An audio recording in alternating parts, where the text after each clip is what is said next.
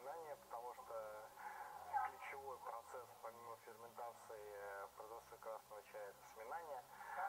Здесь также, конечно, делается зеленый, сырья пока еще очень немного, то есть несколько сборщиц принесли чай.